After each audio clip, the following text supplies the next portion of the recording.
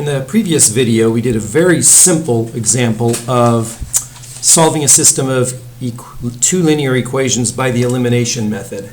In fact, it was just this. It can be called the addition method or the elimination method.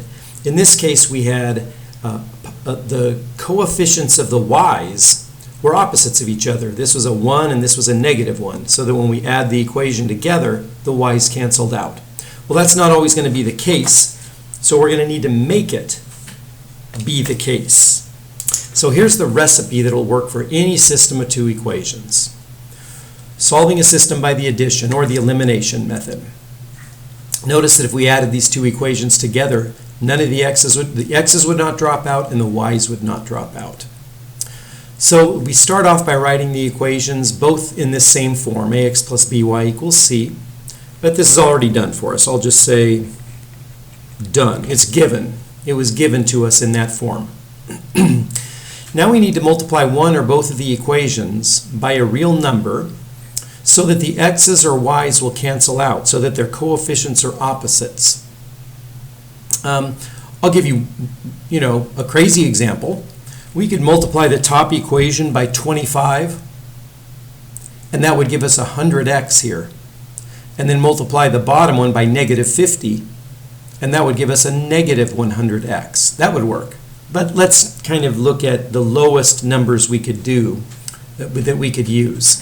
In fact, we don't have to multiply both of these equations by a number at all, do we?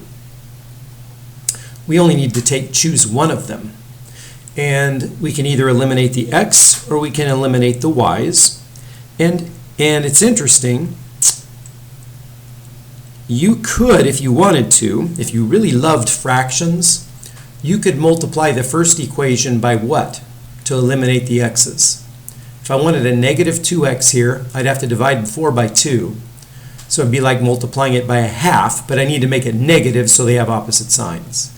So multiplying the top by negative 1/2 would give me a negative 2x right here. That'd be beautiful. But then it gives me a 9 over 2 and 11 over 2, and maybe we can avoid fractions. So we can either get rid of the x or we can get rid of the y. Let's see.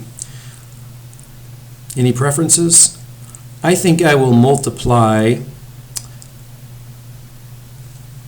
the second equation by negative 2.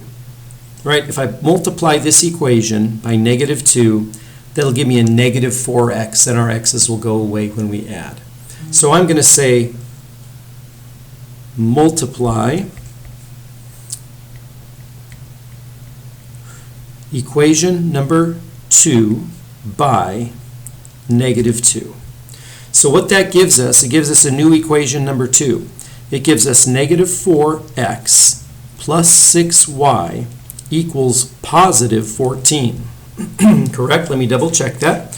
If we multiply all three of these coefficients by a negative 2, I get a negative 4, and this coefficient would be a positive 6, and then negative 7 times negative 2 is a positive 14.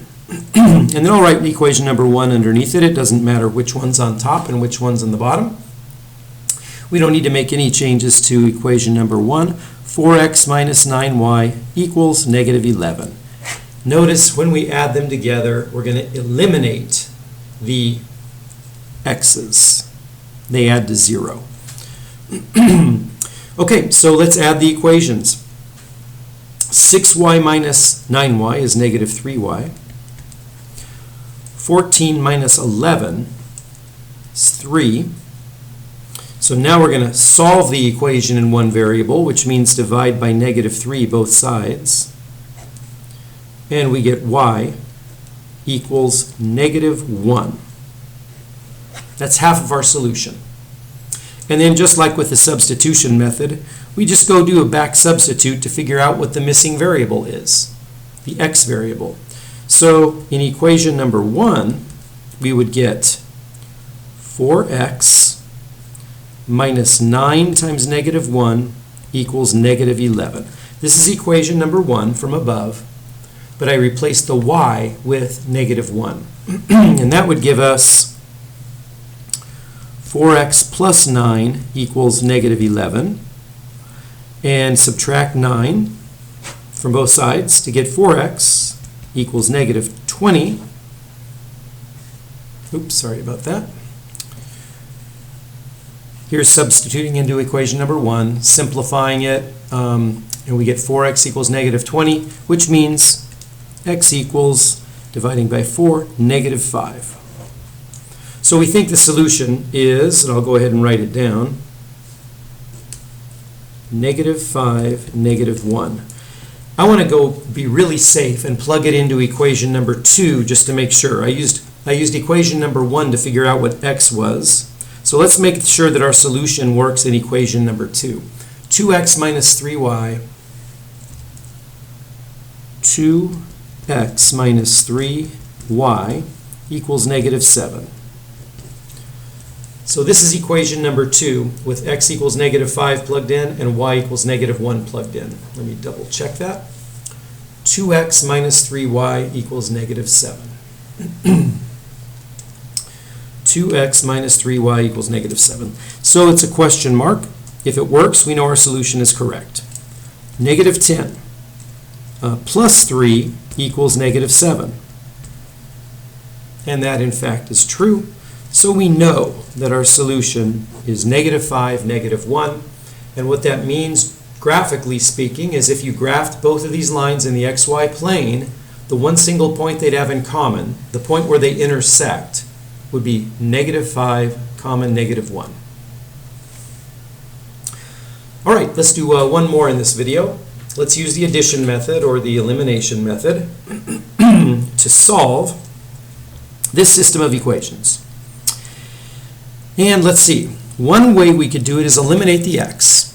If we want to eliminate the x, when we add them together, we would have to multiply the top by 3 and the bottom by 2. So instead of 2, 3, by 3, 2 to get 6x and 6x, but one of them would need to be negative.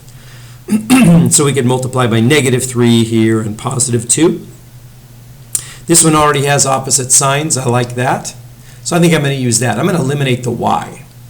So I've got a positive 3, so I'll have to multiply that by 4, and the negative 4 I'll have to multiply by 3.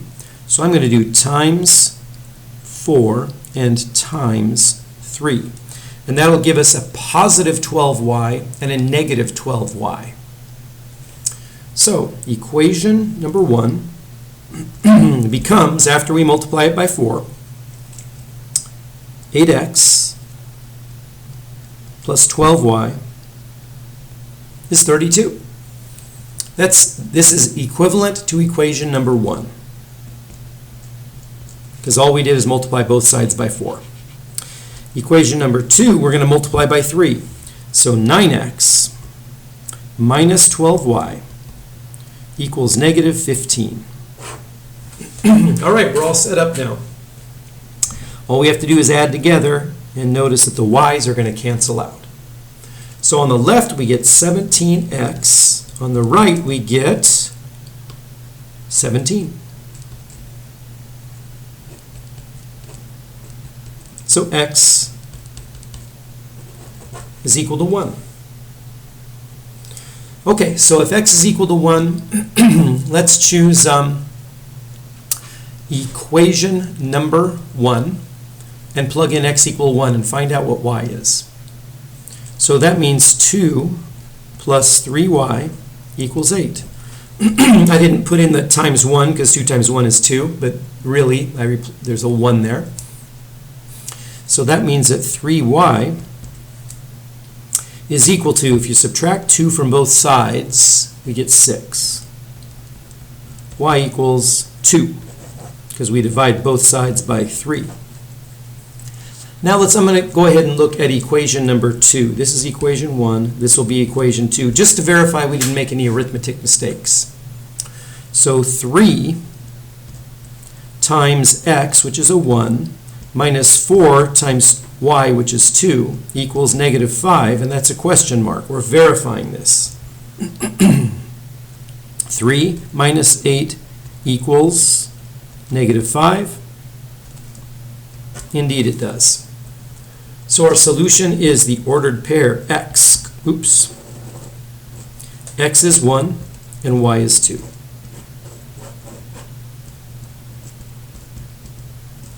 And once again, graphically speaking, if you graphed these two lines in the xy plane, the one single point where they would intersect is the solution to this system of two equations, and it's at 1 point, 1, 2.